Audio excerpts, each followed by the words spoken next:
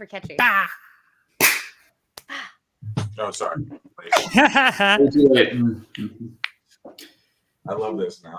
I'm gonna do it all the time. Yes. I will say it's a very good gesture. It's like it feels strong, you know. But then it ends cute. Yeah. For those who are new joining the movie club, you know that we're big fans, or shall I say, Krystle is a gigantic fan of Barbarella, which there was their greeting where they would just hold up their hand, gold love. Today, we're reviewing the great Spaceballs, where the great Mel Brooks took a very, very local, colloquial gesture from Brooklyn, which is this. Brooklyn. You can figure it out, up yours kind of thing, and then just turned it on its head and waved. I feel like that was, is that in New York? Did that originate in New York, Brian? I don't know. I mean, it was a joke, Ralph. But I remember using that when we were kids in Philly, but I think maybe it's a Northeast thing. They used it in Texas, Krystle. Right. Yes, it is universal, but it is universal. Okay. Well, it's weird because, you know, here in America, yo, peace and love, but you do that this way in Europe, it's up both of them. We have the middle.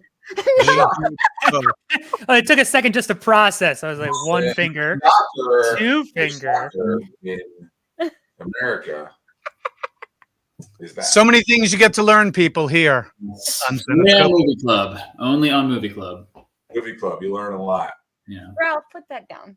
Yeah, you're not the decal on the back of a Toyota. All right. So the famous question: who had not seen this movie going in? Really? Hey. I haven't seen it since I was a teenager, but I saw it many times. Oh. Okay. All right. So how old were you when you saw this? I think I was 13. Okay. Around 12, maybe. Yeah. I would say I was probably the same age. And I will say that certain jokes totally went over my head. I can only imagine like my parents sitting in the room watching it with me being like, you know, I hope he doesn't ask what this means. You know, like you know, it totally went over my head. But yeah, I don't know. This was a quintessential, Austin Powers, Monty Python and the Holy Grail, big slew of like Noah middle school movies. Yeah. What about you, Jake? I definitely saw this when I was very young, like I guess late 90s. I'd already seen the Star Wars movies, the original trilogy. And I think this was actually my introduction to the concept of like parody or satire, because I'm pretty sure I hadn't seen the first Scary Movie by the time I saw this. But yeah, I mean, I was able to catch on pretty quickly that they were like, you know, kind of making fun of Star Wars in like a friendly way. So that was cool. All right, Brian, how old were you when you saw this? 17 in theaters, ticket buyer right here. Wow. Opening day. Just so you know, I'm a huge Mel Brooks fan, so I own the big collectible DVDs with all the movies in it. And if you're not a fan of Mel Brooks and Blazing Saddles and History of the World and Men in Tights and the list goes on, his satire is like the American satire. The English have Monty Python doing amazing satire. America had the great, legendary Mel Brooks. So, would you consider him to be one of our like the first true comics in America? No, I wouldn't say he's the first true comics of America. I think in the 40s and 50s, when television needed to fill airtime, that group of people of like Mel Brooks and you know. Like The show he worked on shows, Rob Reiner, right? And that circle of people just churned out this kind of sitcom-y kind of comedy, this, you know, still safe for family kind of comedy fare back in the day. And he continued with it. He got a little spicier, obviously, in the 70s and 80s, but he's definitely one of the greats of writers of our comedy troupe here in America. 100%.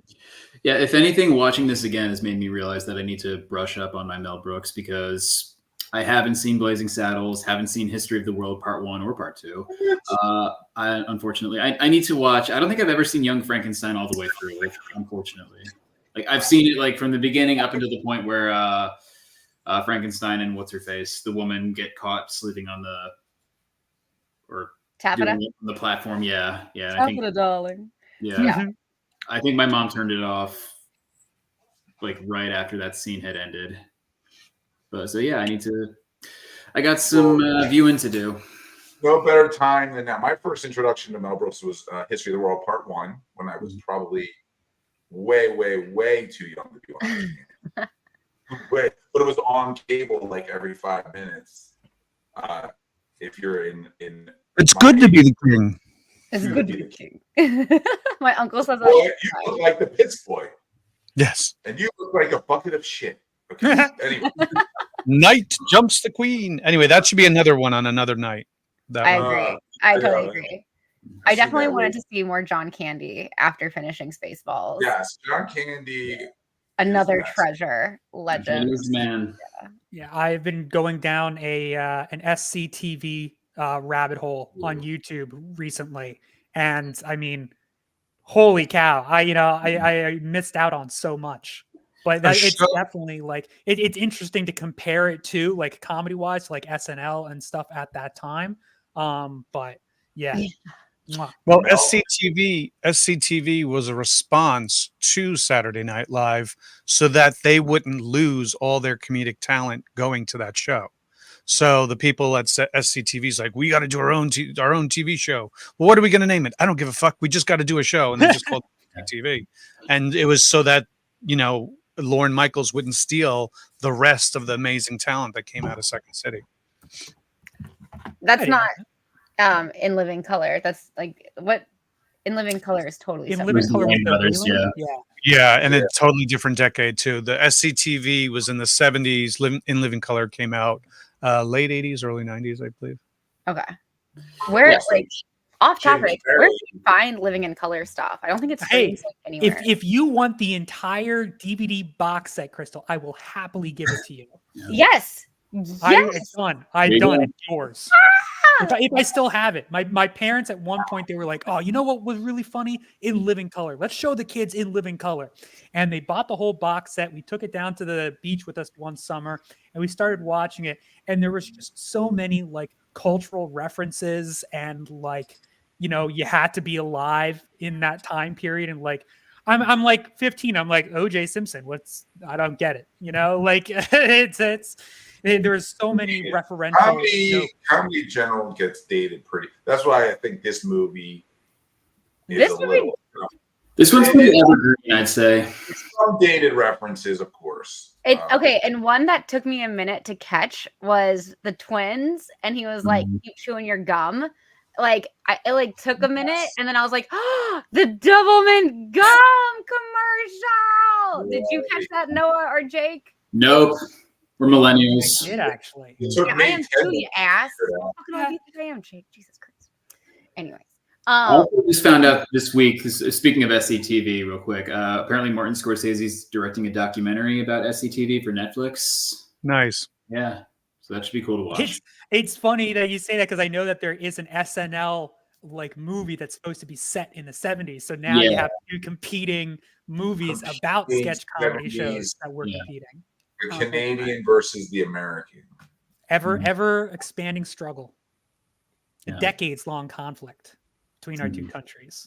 Okay, so we want to talk about some of the people who were in here. I didn't like with Dot's voice, I was like, is that Joan Rivers? Which I never thought of as a kid.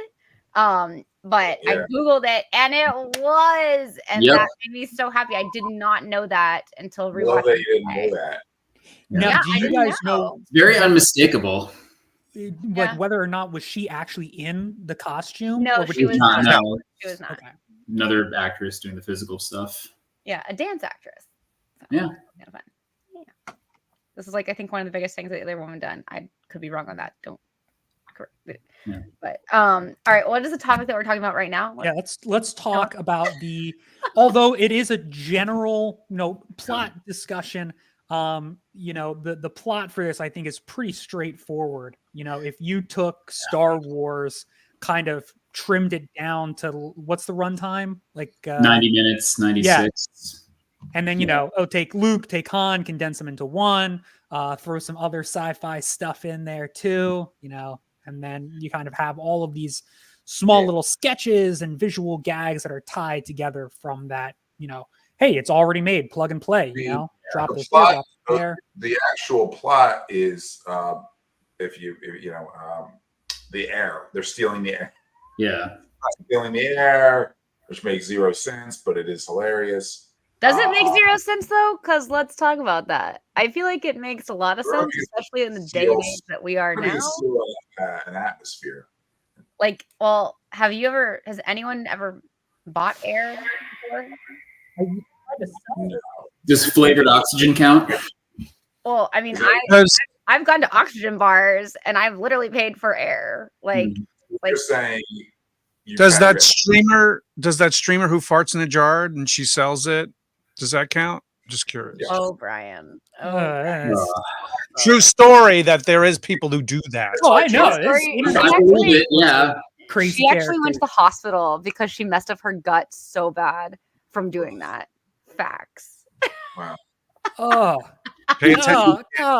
Did she have to shut down her channel? What happened there? She had crazy gastro issues because she was eating this wild food to make herself do that. What? Gross. No one wants us to. I blame Brian. Hold on. But that's the point to the plot.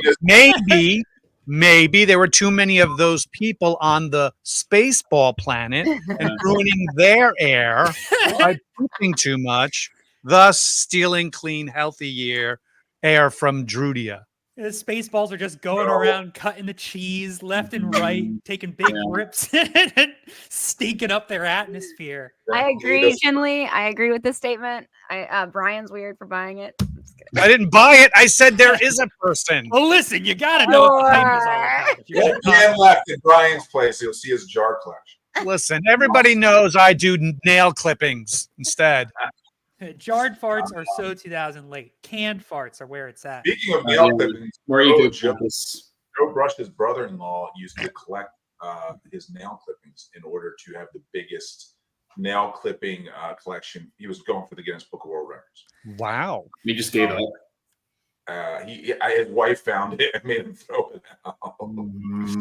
I think this is in the either me or the jar, honey. This is in the running for foulest movie club. No. This was Joe. I won't name who it was, but it is a true story. Okay. Moving on, the plot twist. I don't know his name. He only has never mind. Oh my god. Okay. Oh my god. Plot. Air getting stolen.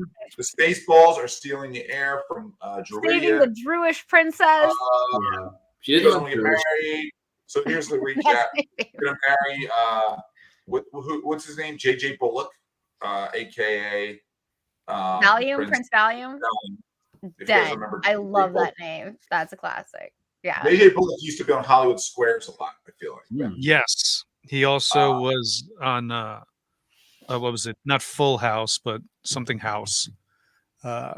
With the late great actor from Caddyshack, Monroe. He would be all like Monroe. Jim J. Bullock, also known as JJ Bullock or Jim Bullock. I don't remember that show, but nonetheless, she doesn't want to get married. She makes a getaway, and the king has to hire Lone Star and Barf. I do like he's very proud of it too, at the very end. Yeah. Are you talking about Bartholomew? My favorite. Yeah. So that's our plot. I have no issues with this plot. Does anybody have anything they want to discuss about the plot? I mean, the fact that it's a parody, it's going to be ridiculous. That's exactly right. I mean, do we have any business critiquing the nature of the story? I don't think you can. Krystle thinks you can actually do this and steal a planet's air. So maybe you can. Well, I mean, most of his movies were parodies. Blazing Saddles is a parody of all the Western movies, and High Anxiety was the parody of all the Hitchcock movies. And, so he was the king of, just like Weird Al Yankovic is a parody of popular music songs. Yeah. This is the movie version. Mel Brooks, huge parodies of big time films. As a matter of fact, when he was writing this, or when he came up with the idea, first of all, the movie was going to be called Planet Moron, because he just wanted to have the lines, "Oh, I'm surrounded by morons," which then obviously we've learned turned into, "Oh my God, I'm surrounded by assholes." But he changed it when it became too close to the 1985 Morons from Outer Space. So he switched it to Spaceballs. And he was nervous that he was way too soon after Return of the Jedi being released, that he was like, "Oh, is it too soon to parody something like this?" And then he would also said, well, the reason he went after something like a George Lucas movie, it's always better to punch up rather than to try to punch down on something else. So he was very thoughtful in how he did his parodies on things. So it was very interesting that it's not called Planet Moron, but instead Spaceballs. I will say too. He also did direct Men in Tights, correct? I think he did. Well, very similar to like Men in Tights. I always feel like Mel Brooks has a very, like, at the end of the day, all the parodies and what have you, it's a very like storybook story. It's almost like a fairy tale. You've got the princess. Oh, I'm a prince. I've been a prince the whole time. Men in Tights kind of had like a similar ending, because doesn't he have like the key for the? Well, he should have had the key. Locksmith. Yeah. Exactly. So, but again, it's it's kind of like a fairy tale. It's kind of classic, storytelling. Feel good. I don't know. Yeah. But it kind of carries it on past its year. Like fairy tales, like classic storybooks. It'll always kind of be applicable. You might not be able to get all of the references. I certainly don't, but you're still able to appreciate it. Yeah. There's a charm to it. What were some of our favorite references? Oh, well, the Planet of the Apes one always got me, because I felt like, oh man, you can't possibly put any more into this movie. And like they managed, like right at the very end, they're like sneak it in. There goes the planet. This is one of my favorite ones. Towards the end of the movie, actually. Yeah. Oh yeah. The aliens reference. I mean, getting John Hurt to go, "Oh no, not again." Yeah. Well, apparently he thought he was just going to be like a walk-on role, right? And then they got there and they were like, "No, we just want you to basically remake the scene exactly as it was." And then he was like, "Damn, we've asked for more money." That's funny. Yeah. Well, I thought I forgot about that scene when it came up. I was so happy, because the diner scene I totally just blanked on it. I did too, and I always think that that's a different movie. Like in my brain, that doesn't belong to Spaceballs. Cleavage. I'll take the cleavage. I mean, special.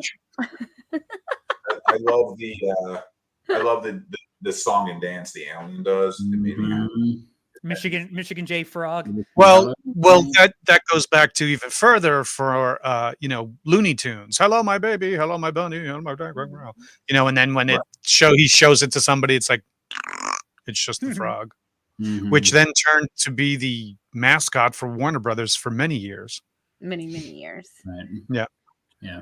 And then I see, Jake, you've got the picture on the drive here, but the little Easter egg in the diner scene, the extra Easter egg. Oh yeah. The let's see, this one. Yeah. What's parked? Yes. Oh, I freaking missed that. Oh my god. Yeah, he actually got, like, George Lucas was like, "Yeah, you can do this." Like, I mean, ILM worked on the special effects. Yeah. I mean, he was very supportive. Like, as long as they didn't, like, merchandise any of the characters, basically do what Yogurt did in the movie. I mean, George was totally fine with it. Yogurt was all about the merchandise. Yeah. Oh, I love that all part. those Spaceballs flamethrowers. The kids love it. Yeah. He had a bad reaction to the gold makeup, So whenever he had to shoot yogurt scenes, they would have to schedule it multiple days apart because he would have a reaction and wait for the skin to go down and stuff like that. So Interesting. Actors He's really have hard died on his from that knees, gold too. paint. That gold Right. paint is super scary.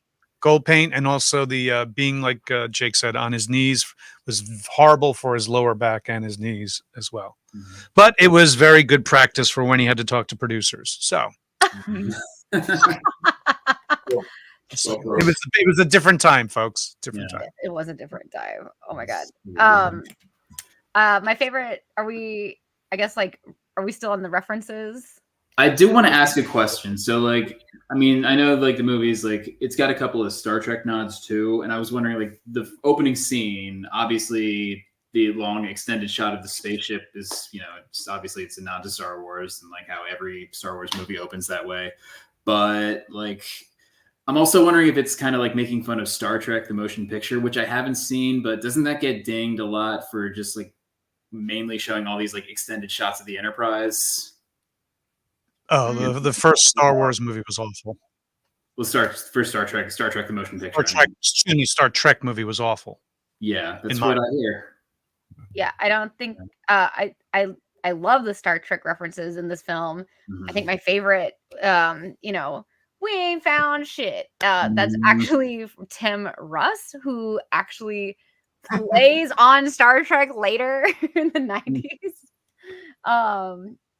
Yeah. They also had the Vulcan grip. He's like, no, that's not how you do it. You got to put here. Oh, all right, there you go. Yeah. And then obviously the engineer Snotty instead of Snotty. Snotty. Yeah. Snotty.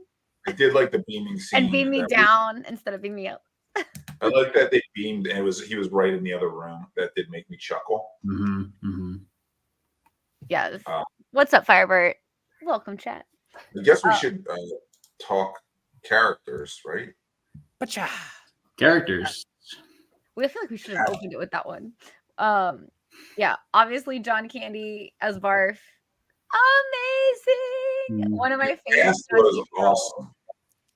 Great. Oh, the bit where they drop you're just like, hey guys, what's going on? And they drop the statue on his foot. Mm-hmm. That gets me every time. I knew it was coming, but it's just like 13-year-old Noah was losing it again. Yeah. All right. Wait, real quick. Chat, while we're discussing characters, chat, who is your favorite character in this film and why? Yeah. We want to know. Yeah. Tell us who it is. All right, Jake, who is your favorite character? Barf was cool. I had no idea until today, I think, that his costume was like battery powered. Because like apparently John Candy had like a button in his paw that controlled the tail, and then he had like a puppeteers like off to the side that controlled like the ears, like in his headpiece or whatever it was. But I think I gotta give it to Rick Moranis, man. He was just so awesome as Dark Helmet. Yeah. I mean, his delivery of like every single line was perfect in this, especially like the ludicrous speed scene, like where he goes like, "What have I done To my brain and my toes." Yeah. And of course, like, you know, at the end when he drops the only F-bomb in the movie. And this shows you just like how far like ratings have come since then, because this is PG. And according to today's standards, I think you can't like PG-13 at least. Yeah, PG-13 you can only say fuck one time, but back then I guess they were more lenient. So Right, we've said it twice now. We have to. You know what? It's Zenescope. People are already going into this knowing it's going to be Z-rated. We did have 18 up at the beginning, just as a disclaimer. Yeah. I gotta say Dark. Is anybody? I mean, Dark Helmet. He's the iconic. He's right. Become the iconic of this movie. I personally, like most films, the villain is always written better. Usually has the better lines and the better, kind of scenes. Mm-hmm. The saber fight towards the end, when he's like, no, let's just be friends, and he's like, oh, I can't believe you fell for that, and that literally it felt like a good minute long of him just couldn't get over the fact that he had duped It was and then just, he does it a second time too. He does Like, it no, again. here you go. Oh, you fell for it again. like Rick Moranis' delivery of that segment was just so spot on. Everything was so good when he smashes his head into the console and his glasses are all messed up. He's like, "Hey, how are you doing? Yeah, how are you? Why don't we just take all 5 minutes?" Like, he knew how to play the moments really well. Like when they were checking the footage of the movie and having to go back, like, well, let's just fast forward over this part. It Playing was with good his stuff. dolls. Yes. Right. Playing with his dolls. What did you see? Nothing, just you playing with your Oh. dolls. Yeah. I didn't I see you didn't playing with yours. realize it until you just showed that clip that was a Mr. Rental too. So you've got a Mr. Coffee, you've got a Mr. Radar, and then you've got a Mr. Rental. And they're all Mel Brooks, but in the Mr. Rental Yeah. or Mel Brooks video. But that was one of my other favorite bits. I mean, just to start off, like the Mr. Coffee, be like, yeah, I know it's coffee. I like to drink coffee before I have my radar. Before I look at radar. Anyone got a problem with that? I like to drink coffee before I look at radar. But I like the fact that, Mel and his writers took the force, the dark side of the force, and instead of choking someone out, he was lasering people's genitals instead. I thought it was like, that's a that's a Mel Brooks vibe take on something, which I always thought was kind of funny. So it's good stuff. It's good, simple, kind of old school humor that still, I think, carries. Colonel Sanders. What are you, chicken? Colonel Sanders is also an underrated character in this movie. His facial expressions were fucking phenomenal. So I just want to give it up for Colonel Sanders. George Weiner. Yep. Weiner. Yep. Yeah. It's all great, like classic, like Brian was saying, kind of like classic comedy stuff. Like just the delivery between the three of them when the president, yeah, exactly. You knew it, dude. That's exactly what I was thinking about. And he's got to, and they do that a couple times and he just keeps turning, but there's nobody there for him to complain to. Right. You've got the setup, you got the rule of threes. Perfect. Oh yeah, the Who's on first. Very good team. Yeah. Yeah. Oh, and then the Police Academy guy. Yes. Oh my God, I love him. Yeah. The bleeps, the sweeps, and the creeps. I love that so much. Krystle losing it. Yeah. She loves it. I remember as a kid. That's right. Yeah. Yes. I did. Does anybody And I love the fact that it's his relative. And then, so I'm doing my best, sir. Yeah, it's just stupid, simple kind of visual comedy. And you couldn't make this movie again today. You couldn't make 90% of Mel Brooks stuff today. Yeah, no. Do you guys remember in the early 2000s, maybe 2010s, there was just a string of like really cheap parody movies? Yeah. The 300, Meet the Spartans. Epic movie, disaster movie, date movie. And they were all directed by the same guys. Like they kept getting like the jobs these movies over and over again. And it's like, I don't know. Vampire Stuff, another one. Yeah, between the Farley brothers, the Zucker brothers, Mel Brooks, all of them are that same kind of school of thought when it came to parodies, where there was never too much, and it was just a matter of getting the references and the style of telling the jokes out there that I think people connected with. Just like people connect with whoever was the cast of Saturday Night Live when you were in high school. That's everybody's favorite cast of SNL. And I think it's the same thing when it comes to parody movies. I think parody movies will never go away. We still need to poke fun of the people who are successful or whatever to get a good laugh out of it sometimes. Is SNL still funny to the youths? Is what?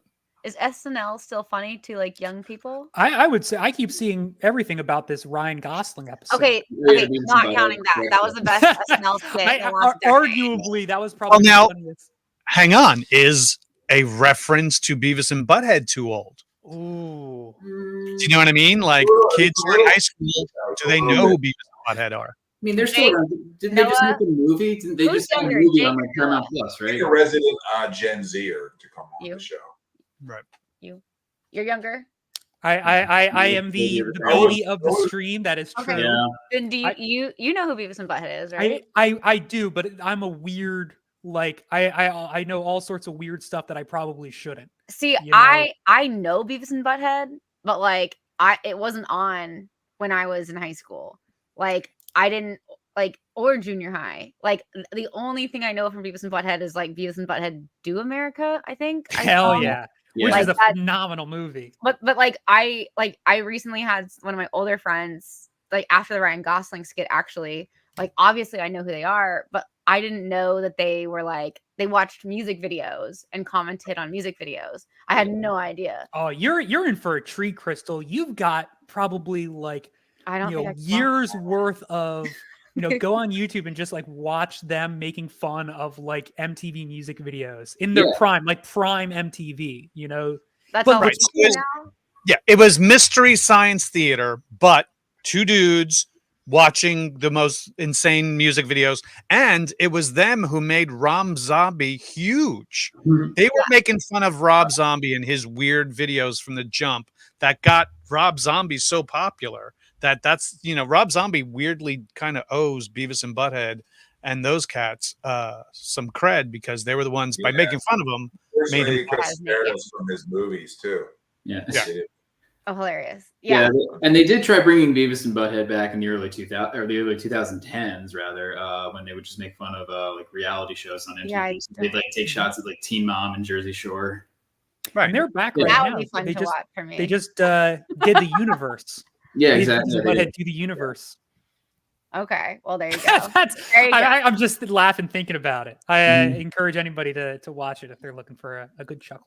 So as far as this movie with references that go back, it all depends if you kind of knew it. But back in the 80s, 87 when this came out, the references were totally known. Mm-hmm. And I will say I feel like these are like you compare what do you call it? It just I can't help but compare it to like the other parody movies and stuff that were coming out when I was like in high school, which I'm personally not a fan of, to each their own, but their references are more things like, Iron Man, well, not Iron, but like Ella Enchanted or they've got 300 or just like I feel like the Star Wars and Aliens and Planet of the Apes good stuff was taken. like that's all like franchise, that's like evergreen. They had epic movie like Pirates of the Caribbean. They parodied Narnia. Borat. They parodied Borat. But that movie was like those movies were so bad. Yeah, that was totally like. They weren't funny. I feel like the last parody movie I saw was Not Another Scary Movie. That one was decent. Scary movie, yeah.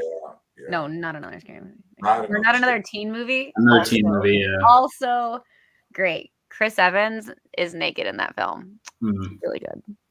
I mean, when was the last good parody movie that came out? I don't know if you could consider it a parody, but I really liked Weird Al Yankovic's biopic with Daniel Radcliffe.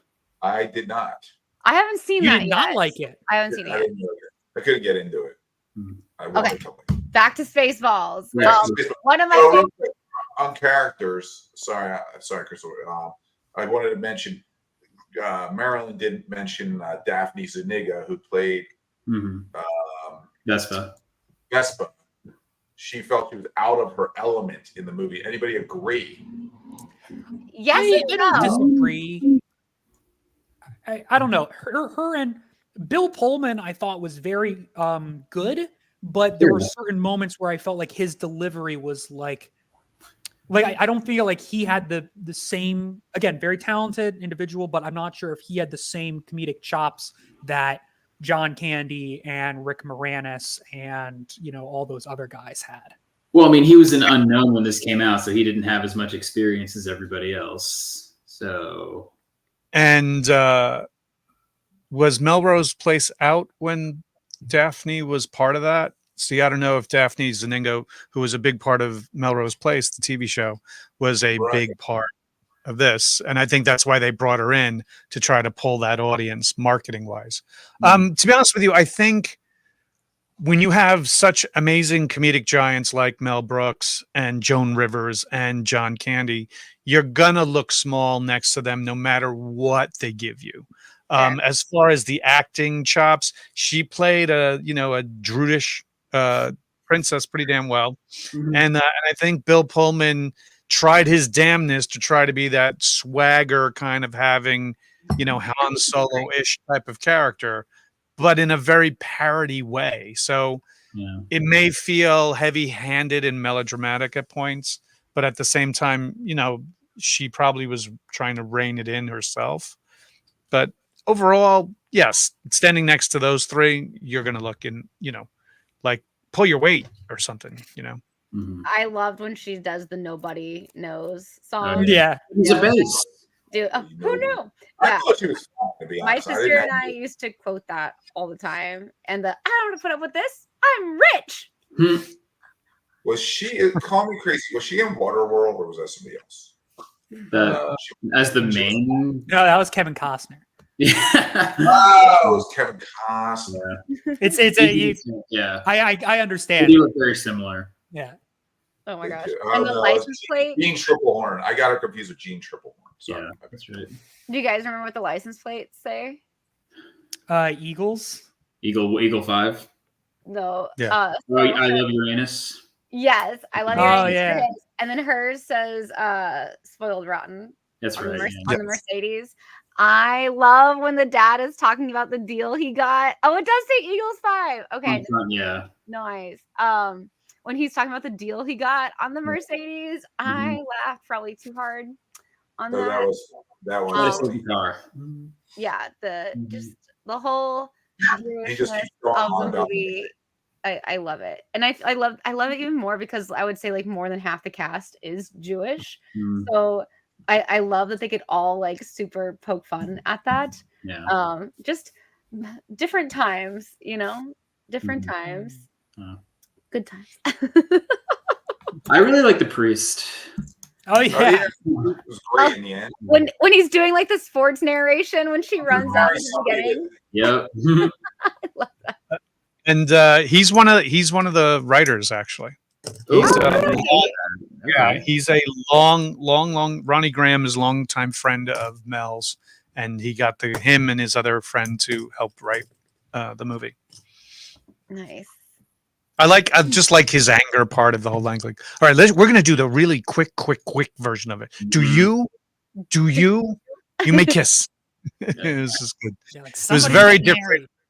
Yeah, it's very different from Marriage. I knew you were gonna say it. I knew you were gonna say it. I was even watching this. I was like, oh, they should have made fun of that, and I was like, just kidding. That's not out yet. That comes like a decade later. Yeah, Right? it wasn't out yet, right? 1990 was Princess 90. Bride.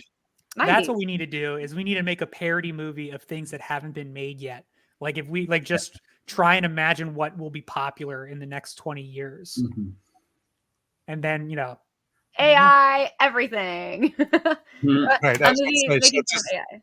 So just ask some Chat GPT to write you a script about the future and see what happens. Okay, so That's talking about ChatGPT in film, I just did Lego Masters Australia versus the world, and yeah. yay! And in one of the challenges, they literally have AI art, like for one of the things, and then in that same episode, they poke fun at the fact that they used AI art, and so he was like in his earbud, and he was like, "Thank you, ChatGPT." Like they made a joke, and he thanks ChatGPT for it, and I was like, "It's already happening." So crazy, so crazy. Mm. So Someone had put up in the comments about a Clerks thing. There already has been a parody, but it is not. It's a X-rated parody called Clerks. Ooh. Okay. Yeah. Two women. Rock is also It's Danny DANI and Randy ARANDI.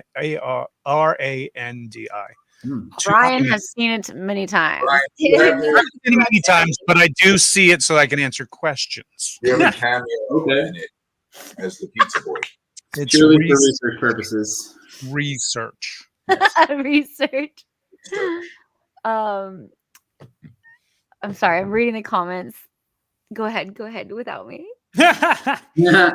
Well, What's our we kind of talked about characters. I feel like we've been talking about scenes for a better part of this movie. And I feel like, as mentioned before, this movie is kind of just, you have all of these little bits and jokes and scenes. So like if y'all had to pick one joke, you're like, this is the only one that can survive. Like Spaceballs, the movie, is destroyed in a horrible studio fire, and this is the only sequence that remains. Like what our favorite line or favorite favorite sequence, favorite line, favorite bit, favorite joke, like only one is preserved for future generations.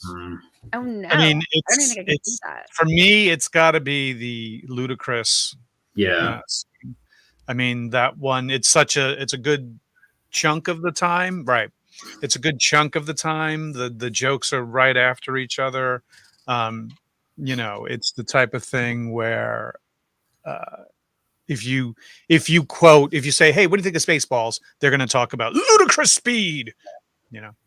So I think mine is We Ain't Found Shit. Like that, I think is the most, to me and my friends, this is the most quoted Spaceballs from my group. I definitely use that one the most in my regular life. I like it looks like your Schwartz is as big as mine. Also, like, what else? It's either, for me, it's either the ludicrous speed or like, you know, fuck, even in the future, nothing works.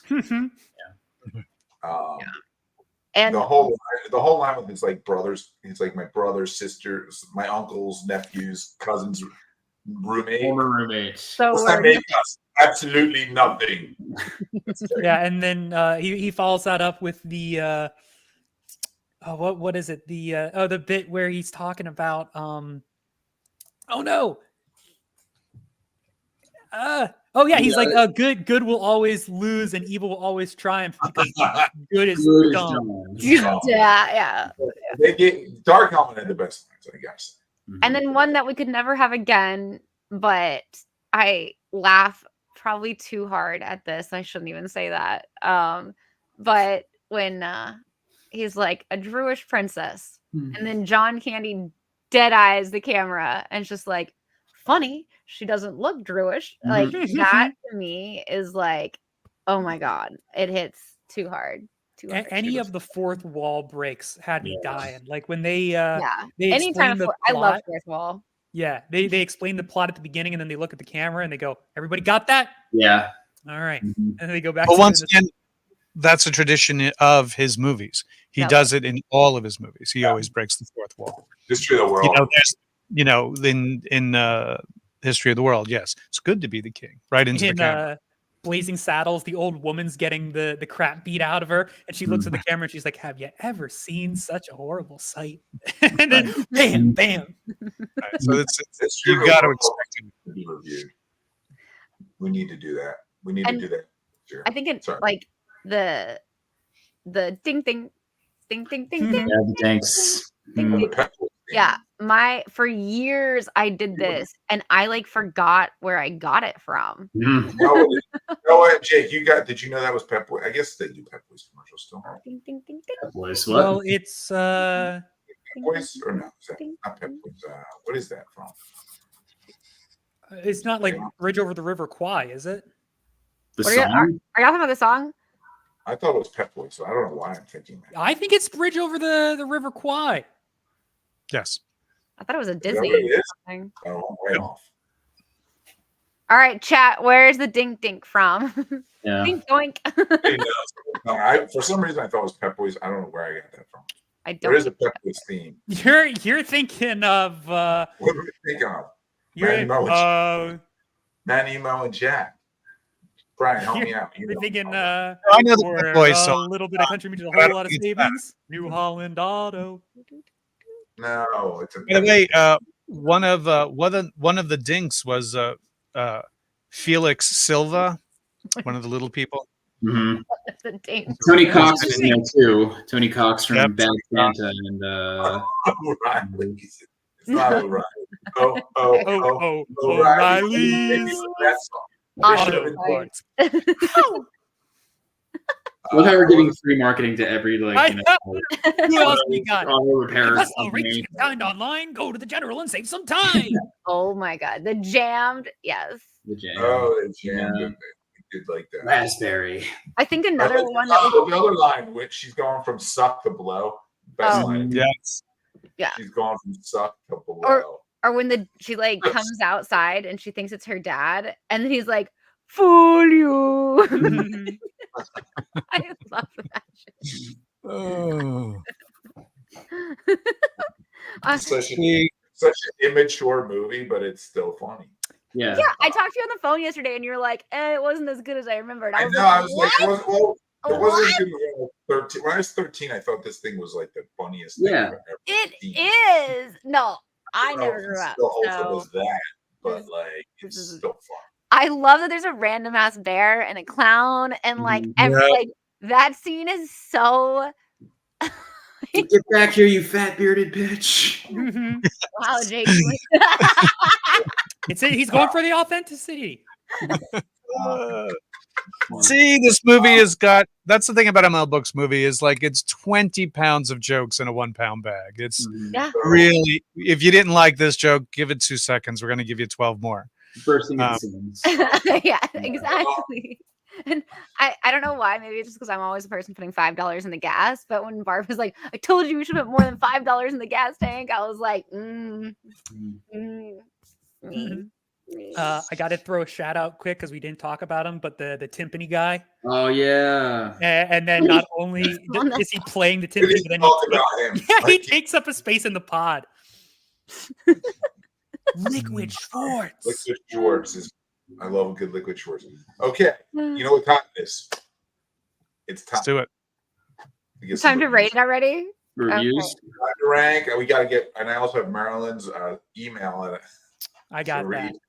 All right, let's take a look at the charts.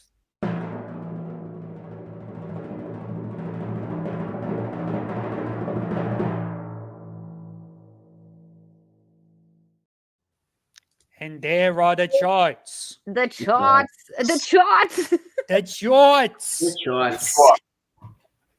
Oh, I never give you my Texas Chainsaw rating. Hey, you can. I am happy to take a belated. It's not too late. Brian, what It's a was it? 3. My rating was a 3. A 3? All right. So that will change things. But don't worry about it. Tune in next month to see the updated chart. Never ending story. Okay, Hellraiser. Okay. The Zenescope Movie Club chart. You see it. The cadets ranked high ranking for last year. The movie club cadets gave Texas Chainsaw Massacre an average of 3.44. Pretty fair. Pretty fair. All right, All right. chat. Chat, give us your rankings. Chat. One second though, do you know what we didn't talk about was Dom DeLuise's Pizza the Hut. Oh, Yes. Yeah. Yes. I forgot. That was Dom DeLuise. Holy I crap. forgot. Yep. He was doing the I have voice. that in my Was that notes. him in the suit? Yeah, no, he wasn't in the suit. He No, he just did the wasn't. voice. Yeah. Well, I did meet Dom DeLuise once. I was a Nice. caterer, a party. I was catering a party back in the day. Oh. He and I offered him a baby lamb chop, and he looked at me and went, "It's a shame they have to kill them so young." And he grabbed the lamb chop and sucked it off the bone in one full scoop. And it was the funniest thing I've ever seen. That was my only interaction with Dom DeLuise. For the longest time watching this movie, I thought like his chin or the guy's chin, like in the suit, was supposed to be like Pizza the Hut's tongue. That was really creepy. I hate when he like tries to like the robot dude like eats it like Vinny. Oh, that was like the Max Headroom. I forgot about that. Party. And what's really cool is that like he's not wearing any prosthetics. That's just like really good shading on the makeup. Yep. Right. Do you remember Max Headroom? Of course I do. That was the Max Headroom robot, and that's a way old reference. Anyway, Pizza the Hut. Give it up, Dom DeLuise. Great. Good job, Dom. The great Dom DeLuise. Okay, ratings. Let's get through them. Who wants to start? I'll start. Okay, good. No, go ahead, Chris. All right, I'm gonna give this a solid 5. I freaking love this 5 movie. Spaceballs. There it is. Ludicrous rating. That's a ludicrous rating. 5 for 5. This is one of my favorites. I used to have Spaceballs, the T-shirt. I guess I donated it. Sad days. But yeah, this film is my childhood in a nutshell, and Rewatching it today, I am in such a good mood. This movie gave me like happiness that's carried out all day. And talking about it, I'm still on a high from it. Like I love Mel Brooks. I love these like this cast, and this movie is just one of those perfect movies in my book. And you know, it aged just fine in my book. I love this film. Clearly, 5 out of 5 balls for Krystle. Okay. Yeah, 5 balls. Anyone else ready? Brian, you want to? Sure. Listen. As a fan of Mel Brooks, as we've talked early on about it, and loving a lot of his films, and if I was to put just his films into sequence, this is a 4.5. 5 would be like History of the World. History of the World is definitely a 5. This is about a 4.5. It's another great parody on a topic back on the day, which Star Wars was huge. You had just found out Luke was his father, so it made major news. So it was capitalizing on the fun with that, and he got permission from Lucas to make fun of him. Yeah, this is a 4.5. If we ever do History of the World, there's your 5. I'll tell you the rating right now. That's a 5. Sweet. Wow. 4.5 and 5. This is coming out strong. Well, don't worry, Marilyn. I read the email. Marilyn balances everything out. I was gonna say, do we want to almost put Marilyn's in now just to Yes. like even Yeah. playing field? What'd she give it? A 2. So let's read it. Let's read it. For me, I don't care for parodies so much. I may have had a few chuckles, but all in all, I couldn't wait for it to end. Even though this parodies movies like Star Wars, Star Trek, and others, it certainly didn't need to be as long as those. Now, aside from not really enjoying parodies, I could appreciate some of the performances, especially from the greats like Rick Moranis, John Candy, but Daphne Zuniga just didn't know how to handle that kind of acting, and that all I saw was acting. And maybe that's part of the parody. Anyway, all in all, I give it a 2. My heart, Marilyn. I think she's got the lowest average so far. These have not been her films. We call that the Ralph level. What he was last season, Marilyn is now taking over the There's mantle. always got to be one. This season, I'm telling you, this season I've been crushing. I'm just saying. The last 2 seasons. Right. Jake, Noah, do you guys want to go first? If you want me to go? Yeah, I'll go. I really liked it a lot. I mean, it's a parody, so we're judging it according to a completely different set of standards. Obviously, it's not an original movie, but at the same time, it's also like it's very self-aware, and like again, the parody hits all the right notes, and it has inspired me to want to go back and again brush up on my Mel Brooks familiarity. So I think I'm going to give this 3.5. 3.5 Spaceballs for me. 3.5 Spaceballs for Jake. Jesus. I'm gonna do that Keep doing that, man. Go forever. I called Noah Jake and Jake Noah. It's never going to stop. I don't know. I'm going to try. Noah. I don't mean to be a parrot, but I will also be giving it a 3.5 Spaceballs. And the only reason why I'm not giving it a higher score is because, kind of like Jake said, all the other movies that we've been looking at, like I just got to keep in mind, like, okay, I gave like really high scores to, going back, Aliens and RoboCop and Drive, because on the whole, like, oh my God, these movies, insane. This is the only movie that I didn't sit down and watch, like for movie club from start to finish. Like I watched it in its entirety, but I watched, 30 minutes here, 40 minutes there, because I've seen it 1,000 times. But also I think it lends itself to kind of, just being, oh, okay, you've got this bit, you've got that bit, you've got that bit. So kind of like Jake said, it's on a little bit of a different set of standards. But for me, it goes Blazing Saddles, Young Frankenstein, Spaceballs. Again, I think this is a great movie, even though it might not be the finest piece of cinema. The fact that we've all been, just oh wait, remember that part? And oh, you remember when this happened? And oh, that one was like, I just kept forgetting things that I just kept remembering, and you guys bringing them up. So like, I think Brian said it best. What'd you say? Like 20 pounds of jokes and a 5-pound yeah, bag. in a 1 pound bag, right? yeah. I think that's great. That pretty much sums it up. It's just tough because am I supposed to compare it to movies in general, or do I compare it to like comedies? And then Krystle's right. I was kind of like, oh, it's not as funny as I remember it being when I was a kid. But then the more we talked about it, the more I was laughing. It's just very difficult. Yeah. Oof. Good one. Oof. I'm gonna go 3 point. I don't know what to compare it to. Because you can't. I don't want to say 3.5. You guys already did 3.5. You're welcome. You can be part of the club. Yeah. 3.5 club. Fair rating. It's a 3.5, boys. 3.5. Hey, Ma, take a look at us. We're a couple of 3.5 boys. 3.5ers. It's good. It is. When I was 13, I would have given this a 5.5. I'm going to keep that 13-year-old rating. That's what I love about it. But yeah, I say 3.5, and this is probably going to be one of our higher rated movies so far this year. I would say that at least in terms of Marilyn's Well, in doing the math, the average is now 3.6 out of all of us.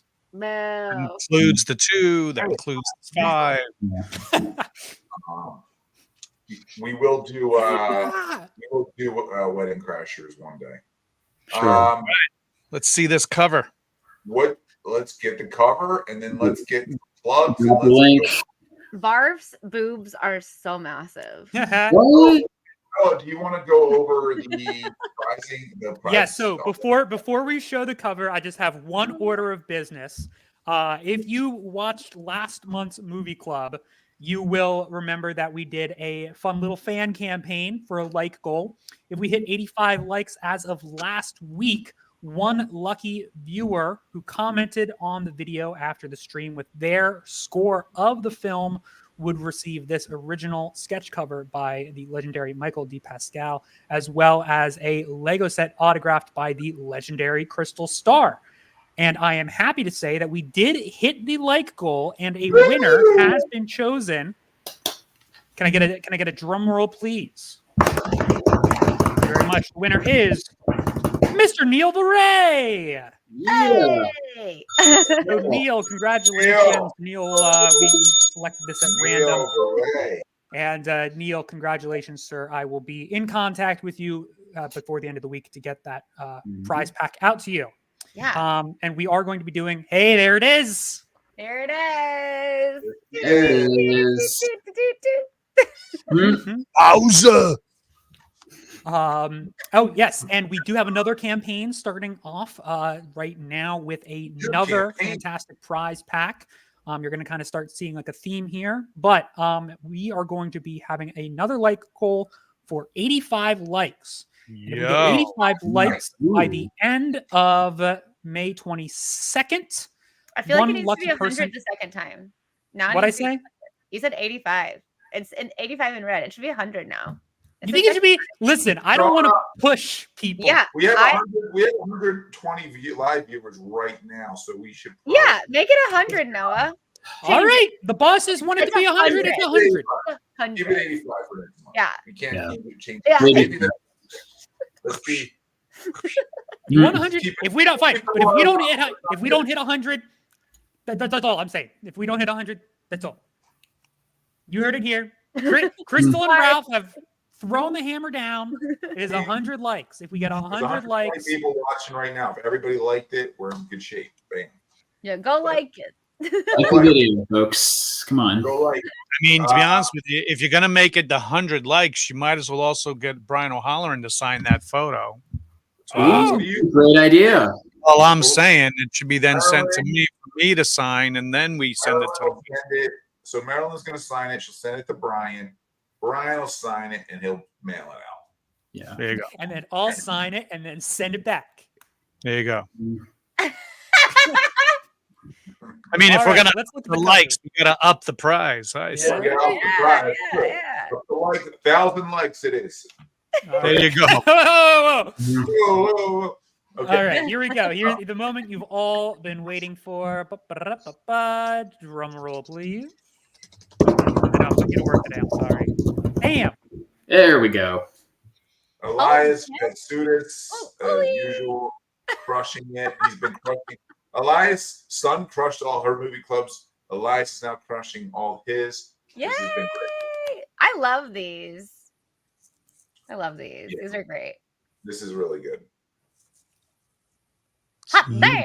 Living in the city. Agreed. And I like the choice for Liesel as dark helmet, and then having the red and blue glasses too. Grab your copy now.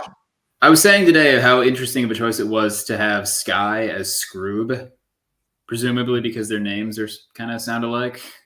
I always try to find the logo. Where's the logo? Oh yeah, is there a logo this time? I don't know. Should have made the Sometimes Winnebago the dragon, or have the dragon on the Winnebago. That would have been tight. Have him do it real quick. Just kidding. I'm sure. Let's call Elias up. Elias, get back to work. Hey, buddy. Hey, Ma. This Who's is why cracking the whip now, Halloran? I should have been a copy. So, does anybody have anything to plug? I know Brian and Krystle probably have some stuff going on. I'm last minute been asked to go north again to Arctic Con in Anchorage, Alaska. Oh, Yeah, so I'll be up there. Actually, I'll be running into one of our former movie club stars, the great Sam Jones from the original Flash will be there as well. Tell him I said hi. I will, and a good friend who's everywhere. You can't open an envelope without this person showing up. Mr. Ming Chen will also be there. That boy is everywhere. I don't know how he does it. I'm almost thinking he's a clone. So if you go to arcticcomiccon.com for tickets and information, a bunch of other people are going to be up there. Seth Gilliam is going to be there. Karen, I'm forgetting her last name, the yellow Power Ranger. Karen, blah, blah, blah, blah. That's all you need. Karen, the yellow Power. Yes. Krystle, I'll be there. what do you have going on? Yes, I am in the Lego Olympics, you guys. USA. No steroid use. You better not have any steroid use. Yeah, that's true. You're representing our country, Krystle. I know. Steroids. You do it. You're doing it. Here, we've got the Lego Masters USA team, which Nice. is filmed in Australia. So I got to live in Australia. I can't tell you how long yet, because then you will know how long I stayed. But yeah, that's why I was not at some movie clubs last year. And it's finally out, and it's airing in Australia. You can find it in the States online. You just Google Lego Masters Australia versus the world. And Michelle and I are representing Team USA. What city? What city were you in Australia? We were in Sydney, which was amazing. Hey. Yes, it was so cool. I got to ride a real tall ship, which is like a pirate ship, and for like an extra $30 their money, which is like $10 here, like I got to ride in the crow's nest. Like I got to climb up there and do the whole harbor in the crow's nest, and it was like a dream come true. It was so cool. And did you guys know that koalas are the sound of the T-Rex in Jurassic Park? That's a koala bear. That is terrifying. I know that they make some weird noises, but I did not know that that's where they source that effect from. Yeah, every day on my day off, the koalas are like sloths. They only move for 15 minutes a day, and then they do absolutely nothing for the rest of the day. And so I would get up. What? They're not very bright. They're so cute. But anyways, they're cute. They're known to be not bright. They're cute. But yeah, I got up every day on my days off at 6 a.m. and drove an hour to a zoo in the morning, and I just sat and waited until the koalas moved, and I got the mating cry on camera. I'm so excited. I like to imagine you showing up and like looking in, like the zoo's not even open yet. It wasn't where are open they? yet. Yo, It was bring them not out. open yet. Give me No. the koalas. Yeah, I actually got the guy's number who opened the zoo, and he let me in early multiple times, and he let me feed them, and I got to see like an albino kangaroo. I got to sleep with kangaroo. I got kangaroo poop all over me. I didn't even care. I didn't care. I love the kangaroos. He'd ride around on the couch. Okay, I got kangaroo poop on my pants because I was like, all right, in there. That's a little more understandable. Yeah, Would have been curious. But I got to like sleep with them and like take naps with them and like lay on their little bellies, and they were so cute. So, anyways, speaking of cute and poop, what's the poop for next time? What are we watching? Ooh, what's the poop next time? Next month, Blade Runner. Wait, OG Blade Runner. Now, not the Ryan Gosling one. Not the Gosling. But which cut of the original Blade Runner are we watching? Oh shit! Because there's infamously like 7 cuts, and we can't all watch the wrong one. We should decide on what cut and put it out there. Do we want to do the final cut? Because I have the Blu-ray of that one. How long is that? You got 5 hours? Yeah, it's a final cut, like 6 hours. No. I would say the final cut makes the most sense because it's the final cut, right? Yeah. Whatever the definitive version is, we did a report on The Godfather at school, and some kid accidentally watched the full version where they took number 1, number 2, made it chronological, and smashed them together. So we're like doing the report, and he starts talking about all these things. And we're like, bro, that's the wrong movie. What are you talking about? Yeah, we should probably, when we promote it, we'll mention which one. And also in the email to us, which one, so that Marilyn knows which one to watch. Marilyn needs to know which one to give a 2 to. Or a 1. She's going to give it a 1, 1.5, maybe a 2. We'll watch. Well, you know what? It's so funny this movie is next month because we're talking about AI in general, and these are replicants and stuff, so it'll be very apropos to why we shouldn't let AI run rampant. I agree with you, Brian. Do the final cut because I think that's also that might be the one on stream. It might be streaming right now, so that's likely what we'll be watching. All right. Do we have a tease? Do we have a tease? I mean, that's a little bit of a tease. Yeah. The top third. That's a big tease. That's a big tease. That is a big tease. It's basically a reveal. Big tease. We're just giving it up now. We're not even playing hard to get anymore. All right. Zenescope, join us for what we have coming up now. May Really Fan Expo. Yeah. So if you go to your local comic book store, you still got time. We got Pooh vs. Bambi #1 and Grim Fairy 83 out today. This Saturday, if you are a VIP, check out our VIP exclusive stream on Facebook. But our next big convention is going to be Fan Expo Philadelphia. And then we also have a May the 4th live stream on that Saturday as well. They're all going to be dressing up, so tune in. Speaking of spoofs, I wrote a spoof comic spoofing mob films and TV with Pat Chan's. Yeah, so I'm excited for this to come out.